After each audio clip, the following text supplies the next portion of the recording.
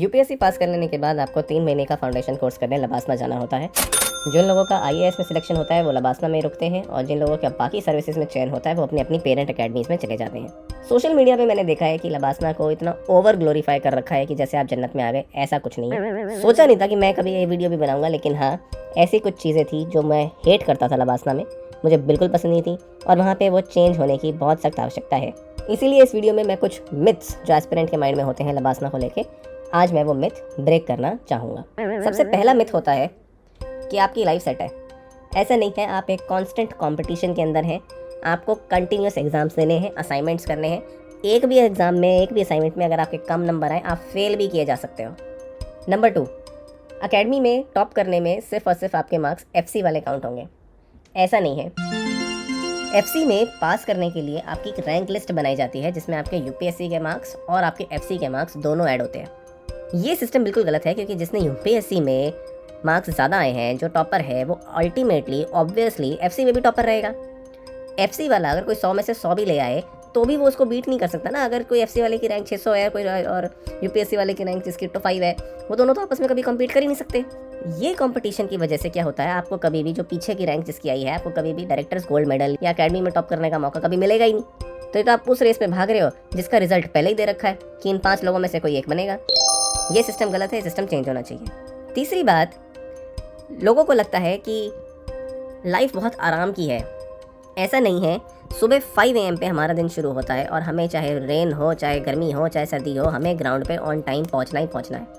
अगर टाइम पे नहीं पहुंचे तो मेमो मिल जाएगा, पेनल्टी लग जाएगी। इसके लिए आपको सुन के लगता है कि क्या फिजिकल ट्रेनिंग की तो बात है, क्या हो गया। दिक्कत यह है कि 5 हॉस्टल हैं, गंगा, नर्मदा, कावेरी, सिल्वर वुड और हैप्पी वैली, और आपकी पसंद से हॉस्टल नहीं दिया जाता। यह आपकी किस्मत है कि आपको कोई सा भी एक हॉस्टल दे दिया जाता है। अब अगर आपका हॉस्टल ग्राउंड के पास है तो ठीक है। अदरवाइज आपको अगर ऊपर वाला हॉस्टल मिल गया जो पहाड़ों के ऊपर है, सीधा आपको भाग के नीचे आना पड़ेगा ऑन टाइम। लेट हो गए तो दिक्कत। फिर उसके बाद आपको वापस जाना है, आपको ब्रेकफास्ट करना है, 9 बजे आपको क्लास के अंदर पहुंचना है। नहीं पहुंचे फिर लेट हो जाओगे। तो अक्सर हम लोग ब्रेकफास्ट स्किप ही करते थे, ऐसा कुछ ज़्यादा खा नहीं पाते थे। चौथी बात, लोगों को लगता है कि बहुत दोस्ती हो जाएगी, लाइफ लॉन्ग रिश्ते बन जाएंगे। ऐसा सबके साथ ऐसा नहीं होता है। जो लोग पुअर बैकग्राउंड से आते हैं उनके लिए एक फीलिंग ऑफ इम्पोस्टर सिंड्रोम होता है। हमें लगता है कि वी डोंट बिलोंग हेयर। ये फीलिंग अंदर ही अंदर कहीं ना कहीं हमें आती है और एडजस्ट करने में शुरू में हमें बहुत दिक्कत होती है। हमें आइसोलेशन भी होता है, हमें मिक्स करने में कुछ लोगों के साथ दिक्कतें आती हैं। पांचवी बात, एक ब्यूरोक्रेटिक कल्चर। जो कोर्स मॉड्यूल बनाया जाता है उसमें सबसे पहले डीकंस्ट्रक्ट करने की बात बताई जाती है, जिसमें चाहते हैं कि अभी जो आप अगर इतना हवा में उड़ गए हो कि यूपीएससी पास कर लिया, तो आपको ज़मीन पर लाया जाता है। फिर कंस्ट्रक्ट की बात करी जाती है कि आपको क्या सीखना चाहिए, क्या आपको बात करनी चाहिए, वो सब बातें करी जाती हैं। कोर्स मॉड्यूल तो बहुत अच्छा है, लेकिन जो विजिटिंग फैकल्टी बुलाई जाती है सेशंस लेने के लिए, लेक्चर्स लेने के लिए, वो सारे अच्छे नहीं होते हैं। कई लेक्चर ऐसे होते हैं जो हमें लगता है कि क्यों कर रखे हैं, जिनकी कोई नीड नहीं है, लेकिन हमारा कोई से नहीं है उसमें। क्योंकि कोर्स डायरेक्टर बदलते रहते हैं, तो यहाँ पे मेरी सजेशन है अगले फ्यूचर कोर्स डायरेक्टर से कि आप एस्पिरेंट्स, कि आप जो ऑफिसर ट्रेनीज़ हैं उनकी भी एक एडवाइस लें कि अल्टीमेटली वो क्या चाहते हैं, ताकि थोड़े मीनिंगफुल सेशंस कराए जाएं। अदरवाइज सारे सेशंस वर्थ इट नहीं होते हैं, कई सेशंस पूरे टोटल टाइम वेस्ट होते हैं। उसके बाद कंपटीशन एंड कंपैरिजन। कंपटीशन की भावना कभी ख़त्म होती ही नहीं। ऐसा लगता है कि आपने यूपीएससी पास कर लिया, लबासना आ गए, लेकिन कंपैरिजन और competition just keeps on going. कौन ज़्यादा आगे भाग रहा है, कौन ज़्यादा अच्छे नंबर कर रहा है, किसको अच्छा फीडबैक मिल रहा है फैकल्टी से। एक कांस्टेंट कंपैरिजन का जो माहौल बन जाता है ना, that is mentally exhausting, specially after 2 months और 3 months ऑफ टाइम। हमेशा किसी ना किसी को ज़्यादा आता होगा, तो क्या मेरी सेल्फ वर्थ है या नहीं है। फिर एक बात आती है फोर्स्ड सोशलाइजिंग की। फोर्स सोशलाइजिंग में होता है कि बहुत फ्रीक्वेंटली ऑल्टरनेट इवनिंग्स पे there are mandatory events, dinners और कल्चरल प्रोग्राम्स, और कई बार हो सकता है कि आपको नहीं जाना, आपका नहीं मन है, लेकिन ज़बरदस्ती कंपल्सरीली आपको वो सब अटेंड करने हैं और आपको उसी ड्रेस कोड में अटेंड करने हैं। अब कितनी बार फॉर्मल इवेंट्स में आप सूट्स में हैं, लेकिन मन में तो आपके अगले दिन के टेस्ट की तैयारी चल रही है। सुबह 9 AM पे आपको असाइनमेंट सबमिट करना है। एक फोर्स्ड सोशलाइजिंग की जो भावना होती है वो वहाँ के ऑफिसर ट्रेनीज में आती है।